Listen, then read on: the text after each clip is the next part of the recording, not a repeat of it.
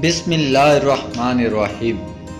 حضرت امام ابو حنیفہ رحمۃ اللہ تعالی علیہ ایک روز عشاء کی نماز کے بعد گھر تشریف لے گئے۔ بالا خانہ پر آپ کا گھر تھا۔ جا کر آرام کرنے کے لیے بستر پر لیٹ گئے۔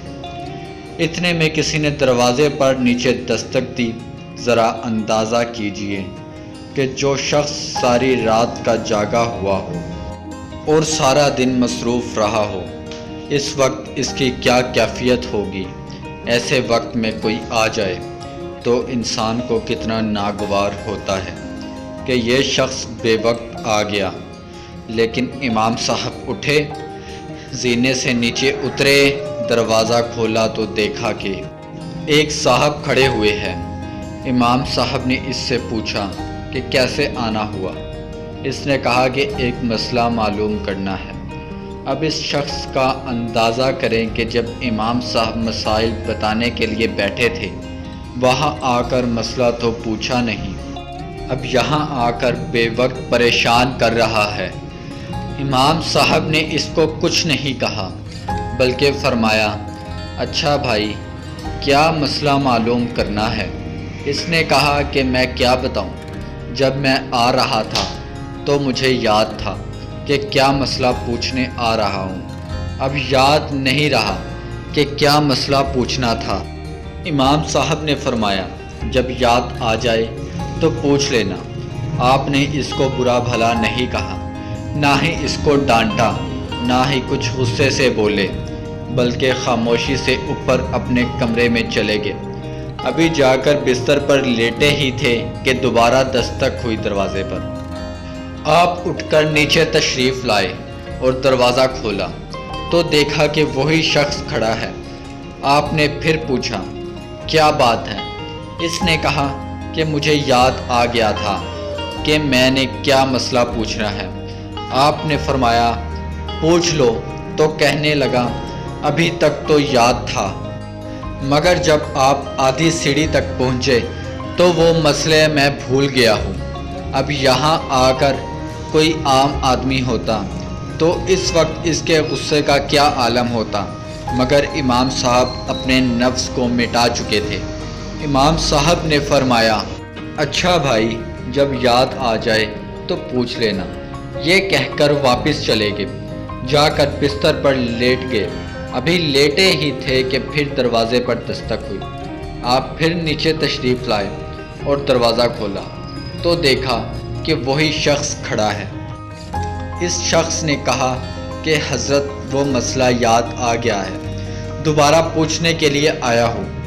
امام صاحب نے پوچھا، کیا مسئلہ ہے؟ اس نے کہا کہ یہ مسئلہ معلوم کرنا ہے کہ انسان کی نجاست یعنی پاخانہ کا ذائقہ کڑوا ہوتا ہے یا میٹھا ہوتا ہے۔ استغفر اللہ، یہ بھی کوئی مسئلہ ہے؟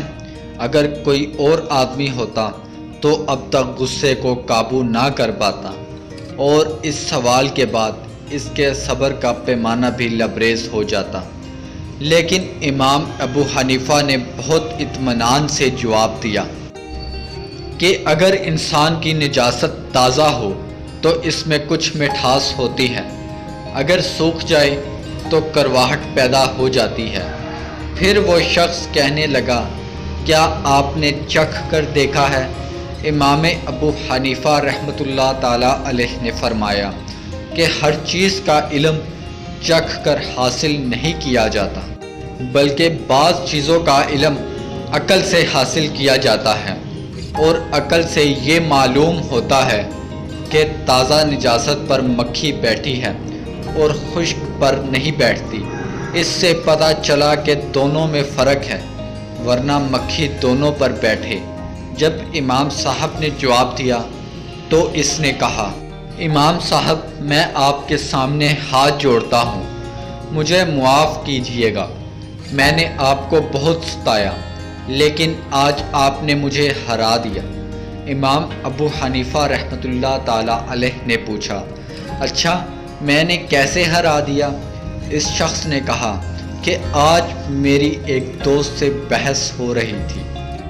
میرا کہنا یہ تھا کہ حضرت سفیان ثوری علماء کے اندر سب سے زیادہ بردبار ہے اور غصہ نہ کرنے والے بزرگ ہیں، اور میرا دوست کا کہنا تھا کہ سب سے زیادہ بردبار اور غصہ نہ کرنے والا بزرگ امام ابو حنیفہ رحمۃ اللہ ہے۔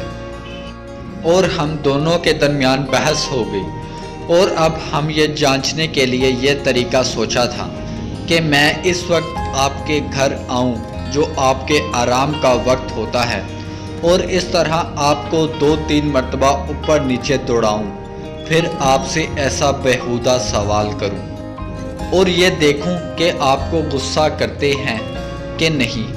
میں نے کہا اگر غصہ ہو گئے تو میں جیت جاؤں گا، اور اگر غصہ نہ ہوئے تو تم جیت جاؤ گے، لیکن آج آپ نے مجھے ہرا دیا۔ اور حقیقت یہ ہے کہ میں نے آج تک اس روئے زمین پر ایسا حلیم انسان جس کو غصہ چھو کر بھی نہ گزرا ہو آپ کے علاوہ کوئی دوسرا نہیں دیکھا۔ دوستو، غصے کو قابو کرنا سیکھو، کیونکہ غصہ عقل کو کھا جاتا ہے۔